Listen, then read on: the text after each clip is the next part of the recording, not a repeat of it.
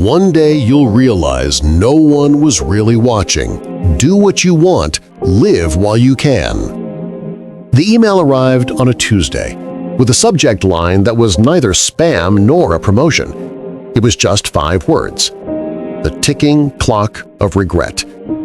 It was from my great-uncle, Arthur Pembroke, a man I'd met exactly twice in my life. He was the family ghost, the enigmatic billionaire who'd made his fortune in obscure technologies and lived in a reclusive estate somewhere in the Swiss Alps. My only memory of him was when I was 10. He looked at me not with a grandfather's warmth, but with the intense, appraising gaze of a jeweler inspecting a stone. The email contained no greeting, no signature, just that single, chilling sentence. One day, you'll realize no one was really watching. Do what you want, live while you can. Beneath it was a link, encrypted and self-destructing after a single click. My heart hammered against my ribs. This wasn't a motivational poster. This was a warning. Or an invitation?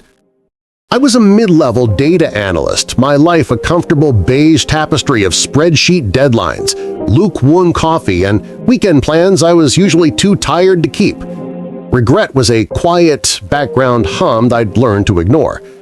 Until now. With a trembling hand, I clicked the link. It opened a sleek, minimalist interface, a single video file titled Echoes. I pressed play. Uncle Arthur appeared on screen, older than I'd remembered, his face a roadmap of sharp intelligence and deeper sorrow. He sat in a stark, modern library. "Hello, Alex," he began, his voice a dry rustle. "If you are seeing this, I am gone, and you have received my message. You likely think it's a piece of philosophical advice, a call to seize the day. It is not. It is the conclusion of my life's work, a truth I proved at a terrible cost." He leaned forward, his eyes boring into the camera. "We live under an illusion, Alex, the panopticon of approval. We believe we are on a stage, that every choice, every failure, every dream is being judged by a silent, omnipresent audience. Our parents, our peers, society. We shape our lives for them. We wear their masks, but the seats are empty." A series of graphs and data visualizations flashed on the screen. Complex social network analysis, neurological maps, behavioral models. I spent 50 years and a significant portion of my fortune proving it. I called it the observer paradox. Using predictive algorithms and deep network theory, I mapped the attention spans of the human race. The result? No one is paying attention. Not really. They are all trapped in their own performances, desperately looking for their own audience. Your greatest triumphs and most profound shames are at best fleeting footnotes in the lives of others, a like that is forgotten in a scroll, a comment that is a mere reflex. The video cut to a live feed. It was a view from a hidden camera, showing my own apartment, me sitting at my desk watching this very video. A cold sweat broke out of my neck. He was watching. The paradox was collapsing. "You see the contradiction, of course," Arthur continued, narrating my own panic. "I am watching you now. But this is the point. This is the final lesson. The only time anyone truly watches is when you break the script, when you do something so unexpected, so authentically you, that it briefly shatters their own personal drama." The live feed of my apartment vanished, replaced by Arthur's face again. He held up a small, ornate bronze key. "I have left you a key, Alex. It is the first of 7. Each key unlocks a piece of the puzzle, a challenge designed to break you out of the prison you've built for yourself. This is not a treasure hunt for money. The treasure is your own life lived on your terms, before the clock runs out." "What clock?" I whispered to the empty room. As if in answer, a new window popped up on the screen. A digital countdown timer, sleek and red, appeared in the corner. 3 days. The timer started the moment you opened this email, Arthur said. You have 72 hours to find the first key. It is hidden in a place that represents your deepest, most comfortable prison. Fail, and the game ends.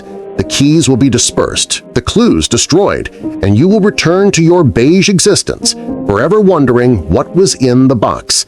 But succeed, and you will understand what it means to truly live. The screen went black. I sat in the sudden silence, the only sound the frantic thumping in my chest. My eyes darted around my apartment, the ergonomic chair, the framed generic art, and the stack of unread books I bought to look intelligent. It was all a set, a stage for a play no one was attending. Was this the desperate rambling of a lonely old man, or was it the most important truth I would ever be told? A part of me, the data analyst, screamed that this was insane, a psychological game. I should delete the email, call a psychiatrist, maybe the police. But a deeper, hungrier part, a part I'd kept sedated for years, was wide awake. It remembered the childhood dream of being an explorer, the abandoned passion for painting, the love I let go of because it wasn't practical. That part of me looked at the countdown, 71, 58, 12, and felt a terrifying, thrilling jolt of adrenaline. No one was really watching. The thought was terrifyingly liberating. All my fears of judgment, of failure, of not being good enough were phantoms guarding an empty room. My deepest, most comfortable prison. It wasn't a hard guess. It was my office, the 43rd floor of a steel and glass tower where I had spent the last 7 years willingly trading my hours for a paycheck and a sliver of perceived security. I didn't have a plan. I had a countdown. I grabbed my jacket, my hands shaking not for fear but for a wild, unfamiliar energy. The game was on.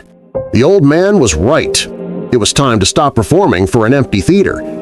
The first key was waiting, and I had less than 72 hours to find it, or forever be haunted by the ticking clock of my own regret. The first prison, the Gilded Cage. The lobby of the Ethelred Industries building was a cathedral to conformity. Polished marble floors reflected the sterile glow of recessed lighting, and the air smelled of lemon-scented cleaner and quiet desperation. For 7 years, I had walked through these doors, a ghost in a suit, my dreams filed away in a cabinet labeled Someday. But tonight was different. Tonight I wasn't Alex the Analyst. I was a player in a game I didn't understand, operating on a truth that felt terrifying and electric. I used my keycard, the soft click echoing in the vacant silence. The night shift security guard, Dave, was snoozing at his post, a half-finished crossword on his lap. I slipped past, my heart a drumbeat in my throat. No one was watching. The mantra fueled my steps. The 43rd floor was a landscape of shadows and glowing monitor lights. My cubicle, 43B, was exactly as I had left it, neat, organized, and utterly soulless. Where would a reclusive billionaire hide a key in this sterile environment? I started with the obvious places. My desk drawers yielded nothing but paper clips, stale mints, and the lingering shame of unpaid overtime. I ran my hands along the underside of the desk, checked the vent, even unscrewed the head of my ergonomic task lamp. Nothing. Panic began to prickle the back of my neck. What if this was all a cruel joke? What if the key was a metaphor? I slunked into my chair, the worn leather groaning in protest, and stared at the family photo on my desk, a generic stock image that came with the frame. A perfect prop for a fabricated life. Your deepest, most comfortable prison. Arthur's words echoed. It wasn't just the office. It was the role I played here. The reliable, invisible Alex. The man who never made waves. The prison wasn't the physical space. It was my compliance within it. My eyes fell on the productivity monitor mounted on the pillar opposite my cube, a small black dome that, according to HR, tracked ambient noise and movement to optimize workspace layouts. We all knew it was a subtle watchtower, a reminder that we were always being assessed. No one was really watching. But in this case, what if someone had been? I stood up and walked toward the camera. It was just out of reach. I dragged my chair over, my dress shoes scraping loudly in the silence. Climbing onto the wobbly chair, I faced the unblinking black lens. I reached out my fingers, searching the smooth, cold plastic dome. Nothing. No seams, no compartments. Frustration boiled over. This was stupid. I was about to climb down when I noticed it. A tiny, almost imperceptible hairline crack circling the very base of the dome casing, where it met the mounting bracket. It wasn't a crack. It was a seam. I dug my fingernails into the gap. With a soft, satisfying click,